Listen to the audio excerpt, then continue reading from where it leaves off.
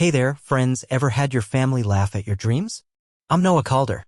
On the 4th of July, my uncle raised his beer and toasted to dreamers who can't fix a car. Everyone cracked up. But here's the kicker, I just raised $4 million for my AI dream. Hit like if you've ever been doubted. Stick around to see how I turn the tables, you won't believe it. Drop a comment. How would you prove them wrong? Let's dive into the story. It was the 4th of July. Barbecue smoke hung heavy over my parents' backyard in Boise, Idaho. The whole Calder clan was there, uncles, cousins, aunts, lawn chairs, beer, laughter. And right in the middle of it all, standing next to the grill with a spatula in one hand and a cold bottle of Miller Lite in the other was my Uncle Raymond. I'm telling you, Raymond barked. This AI stuff is just the new version of Beanie Babies. Looks fancy, but give it 5 years and they'll be selling it in the discount bin at Walmart. Everyone laughed. I didn't. Raymond turned to me with a mocking grin. No offense, Noah, but one of these days you're gonna have to get a real job. You're what, 26? Still chasing computer dreams? He raised his bottle in a mock toast. To dreamers who can't fix a carburetor. More laughter. My dad chuckled and looked down into his plate. Mom gave me that look, the one where her smile tried to apologize for everyone else. I smiled too. Not because it was funny. Because I knew something they didn't. Just 3 days earlier, my small team in Seattle had closed a $4 million seed round for an AI protocol we'd been building quietly for the past 18 months. We weren't selling software. We were building the nervous system for how factories of the future would learn to operate themselves. And I wasn't just a developer anymore. I was the CEO. But I didn't say any of that. Instead, I sipped my lemonade and looked around the yard. My cousin Will was showing off his new Ford truck. My Aunt Margie had brought a cake shaped like the American flag. People were laughing, eating, living in a world that made sense to them, manual labor, steady jobs, and tools you could hold in your hands. I lived in another world, one they couldn't see yet. So I stayed quiet. Let them laugh. Let Raymond have his moment. He didn't know that 6 months from now he'd be working for me. Have you ever been told your dreams weren't real by people who never even tried to dream? If so, keep watching. This story's for you. Later that evening, as the fireworks exploded over the city and my little cousins ran around with sparklers, I sat at the edge of the porch, phone in hand, checking the investor dashboard one more time. For $1 million, 40,000 hours of code. For people on my team who had believed when no one else did. Raymond walked by and clapped me on the back.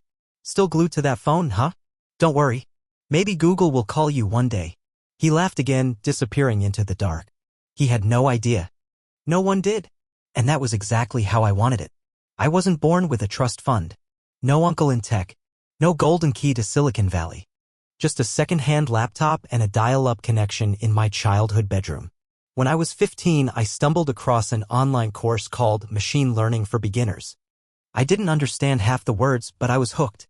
That summer, while my friends rode bikes and snuck into movie theaters, I stayed up until 3 a.m. learning Python and watching MIT lectures on YouTube. My dad would peek into my room and shake his head. You still on that thing? I'd nod. I'm building something. He'd snort. Build a resume instead. They thought it was a phase, like my obsession with card tricks or guitar riffs. Something I'd grow out of. But I didn't. Coding didn't feel like a hobby. It felt like air. Necessary. Invisible. Vital.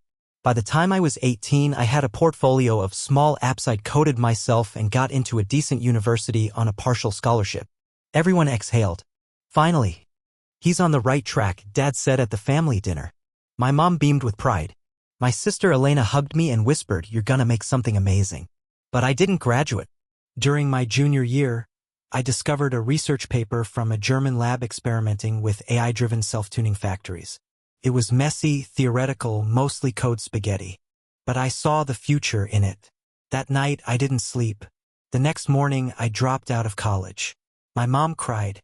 My dad didn't speak to me for 2 weeks. Uncle Raymond called it the dumbest move since Enron. I got a cheap apartment in Seattle and survived on instant noodles, freelance gigs, and stubbornness. I wasn't chasing startup glory. I was chasing the thrill of building something that actually worked.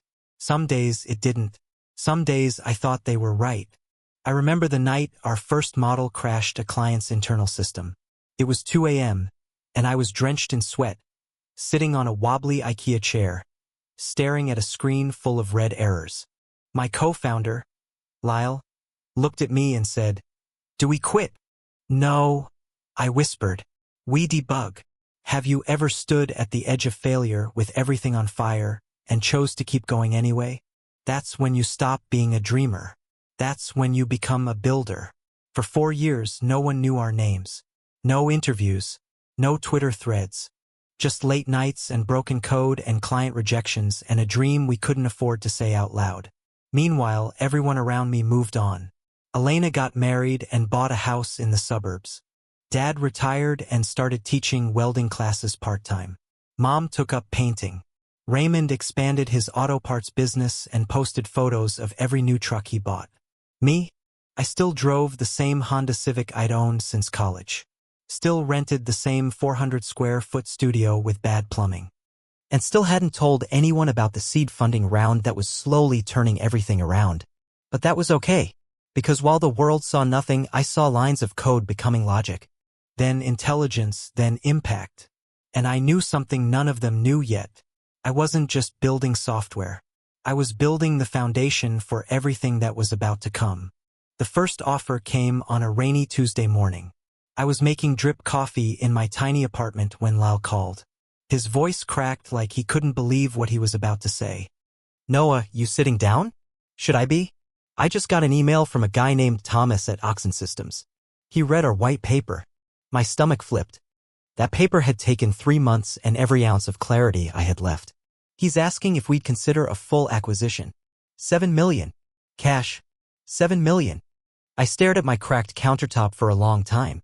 7 million sounded like a fantasy someone else would live. Someone with a clean apartment. Someone who didn't have to unplug the microwave before turning on the kettle to avoid tripping the breaker. But I said what I'd been rehearsing for years. We're not done yet. We passed on that offer. And the next one. 3 weeks later, 12 million. 2 months after that, 21. It was dizzying. Suddenly the world that ignored us wanted in. But we kept building, and refining, and saying not yet. Then came the offer. A private firm called Prometheus Robotics scheduled a video call. 5 executives in a digital boardroom. All suits, all smiles. "We believe in your long-term vision," their CEO said. "Which is why we're offering 28 million for full acquisition with a 2-year earnout bonus and full R&D freedom." I turned off my camera for a second and rubbed my face. 28 million. Felt like a joke. But it wasn't. They sent a contract later that day. My hand trembled as I downloaded it. That night, I walked down to Green Lake, the one place in Seattle that still felt untouched by the tech world. Ducks floated on the water, indifferent to my career crisis. And that's when it hit me, not the money. The loneliness. Who was I going to call? Dad still thought I was unemployed. Mom asked every week if I had looked at that job board she sent. Raymond still cracked jokes about me reinventing the calculator. Even Elena, the only one who kind of understood, had stopped asking. I had built something real and I had no one to celebrate with. By now, the apartment was too small. The success was too big. And yet, I didn't feel victorious. I felt like a kid again, waiting for someone to say, "I'm proud of you," but knowing they wouldn't, because they didn't know what I'd done. The next day, I signed the contract. Then I did something nobody expected. I stayed quiet. A week later, Elena called me. Dad needed surgery, nothing urgent yet, but expensive. She was scared, and I could hear it in her voice. "We'll figure it out," she said. But I don't know how. I opened my laptop and stared at the 6-figure bonus I had just received. "I might be able to help," I offered. "I don't want you to feel pressure," she said gently. "And Dad definitely doesn't want charity, especially from..." She trailed off. From the son he still thought was failing. I didn't argue. I didn't explain. That night, I wired money to a medical trust anonymously. Then I created 3 more, one for Emma's schooling, one for the family farm taxes, and one for emergency use under the name Foundation Atria. They would never know it was me. But tell me, would you have told them? Would you have pulled out the receipts and shouted, "I told you so"? Or would you have waited and watched? I chose the latter. Not because I was afraid, but because I knew they weren't ready to see it yet. 3 weeks after the contract was signed, the first ripple landed. Jessica, my sister Elena's best friend, called Elena in tears. Her daughter Emma, my niece by affection if not by blood, had been awarded a full orthodontic scholarship. Out of nowhere, she said, between sobs of joy. It's like it just appeared, right when we needed it most. Elena called me the next day. You know anything about this? I played dumb. Noah. She paused. Was it you? I stayed quiet long enough to change the subject. The truth is, that wasn't the only ripple. A week later, Dad's surgery was approved under a community medical initiative neither of my parents had ever heard of. Fully covered. And then came the bombshell. Raymond's company, yeah. The same Raymond was in serious financial trouble. Turns out his stubborn refusal to modernize had caught up with him. Supply chain delays, automation competition, rising costs, he was drowning. But he didn't know that the AI firm who had just proposed a silent partnership to streamline his back-end operations and buy out 60% of his stake was none other than me. Under a subsidiary named Nexforge Industries, I bought controlling interest in Raymond's company without ever stepping foot in his office. We restructured. We updated the tech. We didn't lay off a single worker. And I made sure Raymond kept his title. Let him be the face. Let him think he saved the company. He never knew he worked for the AI kid with no future. But Elena knew something was happening. Noah, the coincidences are stacking up, she told me one evening. Dad's covered. Emma's covered. The farm's back on its feet. Raymond's business just announced an expansion deal. This isn't luck. This is you, isn't it? I didn't answer. Instead, I asked her to meet me the next morning at a coffee shop in downtown Boise. I brought a manila folder with legal docs, account summaries, and a small envelope addressed to the Calder Family Trust, Phase 1. She arrived with a messy bun and no makeup. Classic Elena. You're scaring me, she said as she slid into the booth. You look like you're about to confess to a murder. In a way, I said, smiling. I'm about to confess to a resurrection. I handed her the folder. She opened it, read silently for 3 minutes, then froze. Her eyes darted back to me. This is millions of dollars. I nodded. You did all this? From that startup thing? AI protocol. Yeah. Sold it a few months ago. She dropped her forehead into her hand and laughed. Not mockery. Relief. You've been saving everyone from the shadows. Why not just tell us? I looked out the window. Because I didn't want the story to be about the money. I wanted the change to feel real before they knew who sparked it. She reached across the table and took my hand. You're ridiculous. I know. And you're brilliant. I was hoping you'd say that. Together, over the next few weeks, we started planting seeds. Not overt announcements, just breadcrumbs. She printed out a Forbes article on blockchain billionaires and left it on Dad's kitchen table. She asked Raymond if AI could help with inventory systems over dinner. She casually brought up the phrase smart contracts at Sunday brunch. Slowly, the tide turned. Dad stopped rolling his eyes when I mentioned my old job. Raymond stopped mocking Elon Musk every 5 minutes. Even Mom started asking what Ethereum actually was. They weren't ready for the truth yet, but they were inching closer to it. And I knew the moment was coming. The moment I'd finally step into the light. It happened at Emma's middle school. Career day. Elena called me 2 weeks prior. They need guest speakers. Emma told her teacher you build robots or something. I laughed. Not exactly, but close. She hesitated before asking, would you come? I paused. It wasn't the kind of thing I usually did. But then she added, Mom and Dad will be there. And Raymond. Emma really wants you to show off. She said Uncle Noah's a genius. I stared at the email from Vertex Capital still open on my laptop, another consulting request, this one offering 3 times my current rate. I closed the tab. Yeah, I said. I'll be there. When I walked into the classroom, the students were already seated in tidy rows. Their parents stood along the back wall, chatting with teachers. The scent of dry erase markers and cafeteria pizza hung in the air. I spotted Dad, arms crossed, eyebrows furrowed. Mom stood next to him, already waving like I was still 6 years old in a spelling bee. Raymond leaned against the wall, chewing gum, wearing one of his signature I Fix Problems jackets. Emma was front row, grinning ear to ear. The teacher introduced me as a software developer working in artificial intelligence. That got a few oaths from the kids and a few skeptical glances from the adults. I took a deep breath. 6 years ago, I dropped out of college to work on something nobody in my family really understood. Most of them thought I was wasting my time. I glanced at Dad. He didn't flinch. They thought I was chasing internet ghosts or imaginary money or a job that didn't exist.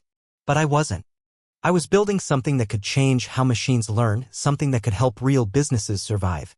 I pulled up a slide showing the visual model of our AI logic map. One kid whispered, "Whoa, I spent years eating microwave noodles, debugging code at 2 a.m., and turning down job offers because I believed something better was possible. I didn't have fancy offices or viral launches. I had hope. And code. Lots of code." I clicked to the next slide. 6 months ago, my company was acquired for $27.5 million. Silence. Dead silence. I scanned the room. Emma looked like her jaw had unhinged. Her friends stared at me like I'd turned into Iron Man. But it was the parents I noticed most. Raymond stood up straight, blinking. Mom covered her mouth. Dad's arms dropped to his sides. His mouth opened, then closed again. And yes, I added that internet money is real. There were chuckles. And then applause. I ended with a gift, a grant to the school to provide free access to coding courses and laptops for any student who wanted to learn. As I stepped down, Emma ran to me and hugged me so hard she nearly knocked me over. "That was so cool, Uncle Noah," she beamed. "Everyone thinks I'm related to a tech billionaire." I smiled. "You are. Technically." Then Mom came over. Tears welled up in her eyes. "You really did it." Dad stood next to her, quieter than I'd ever seen him. $27.5 million? He asked, voice barely audible. I nodded. Actually, closer to 42 with bonuses and consulting. Raymond let out a low whistle. "And to think I offered you a job selling carburetors." I laughed. "They were solid offers." "I mean it, kid," he said, stepping closer. "I had no idea. You're a machine." I turned to Dad. He cleared his throat. You've done more than I ever thought possible. And I'm sorry I didn't see it sooner. I didn't say anything. I didn't need to. That evening, we all had dinner at Elena's house. I grilled steaks while Emma explained to Grandma how to install a Bitcoin wallet on her phone. Raymond signed up for Coursera classes on automation. Dad asked if I could send him a book about AI for beginners. Mom told me she was proud, like genuinely proud for the first time in my life. It was surreal. It was overdue. It was perfect. But more than that, it was earned. 2 weeks after career day, we helped Mom and Dad move into their new house. It wasn't a mansion. It didn't need to be. It was a warm, single-story home with wide doors for Dad's recovering knee and a sunlit kitchen for Mom's newfound obsession with baking. The mortgage? Paid off through the family trust this time, with their full knowledge and consent. While Dad sorted boxes in the garage, he held up a rusted fishing pole. "You remember this?" he said, turning to me. I nodded. "That's the one we took to Payette Lake." He smiled. "Still tangled. Just like the day you dropped it. We laughed together for a while, just father and son, untangling a memory long buried under doubt and distance." Then he paused. "I still don't fully understand what you built," he admitted. "But I'm trying. I really am." I nodded. "That's all I ever wanted." He set the rod down and looked me in the eye. "I'm sorry I didn't trust you more." My throat tightened. "It's okay," I whispered. "You couldn't have known." He shook his head. "No, but I could have believed." That night, the whole family gathered on the patio. Burgers on the grill, lemonade in pitchers, Emma running barefoot through the yard. Raymond was proudly talking about the online AI course he'd just passed. Week 3, machine vision. "I got 89% on the quiz," he declared. Elena had left her accounting firm and started her own consultancy with seed capital I helped her secure. She now offered pro bono guidance to other families navigating medical costs, debt, and life after job loss. And Emma? She had just applied to a coding boot camp for high schoolers. "Uncle Noah," she said, holding her tablet, "guess who just wrote their first line of Python?" I raised my glass. To the next dreamer. The sun was setting over Boise, bathing everything in gold and lavender. I slipped away for a moment and walked to the far edge of the yard. My phone buzzed. Another email from Vertex. A global robotics firm wanted to consult, triple the standard rate. Big opportunity. I read the message. then locked the screen and slipped the phone back into my pocket. Could wait. Behind me, I heard footsteps. "Dad, you okay?" he asked. "Just thinking." He looked out toward the horizon. "You know," he said quietly, "your grandfather would have been proud. Not of the money, of the grit." I swallowed hard. "I learned that from you." He placed his hand on my shoulder. A gesture that would have felt awkward months ago, but now it was the most natural thing in the world. "Come on back," he said with a soft smile. "Your mom wants to know if she should buy Ethereum next." I laughed, and I followed him back to the family I'd always had. But who could finally see me? In a world obsessed with instant recognition, we forget that quiet success still matters. Sometimes the people who doubt you the most aren't enemies. They're just looking through lenses too old to see what you're building. And proving them wrong doesn't always require confrontation. It requires consistency, patience, and a belief so deep that even silence becomes a form of strength. Let your work speak. Let your growth be undeniable. Let your light reach them when they're ready to see. Because when it finally happens, it won't just be about money. It'll be about becoming someone even you can respect. If you've ever felt underestimated, invisible, or mocked for chasing something no one else understood, drop A in the comments and tell us your story. And don't forget to like, subscribe, and share this with someone who needs a quiet push today.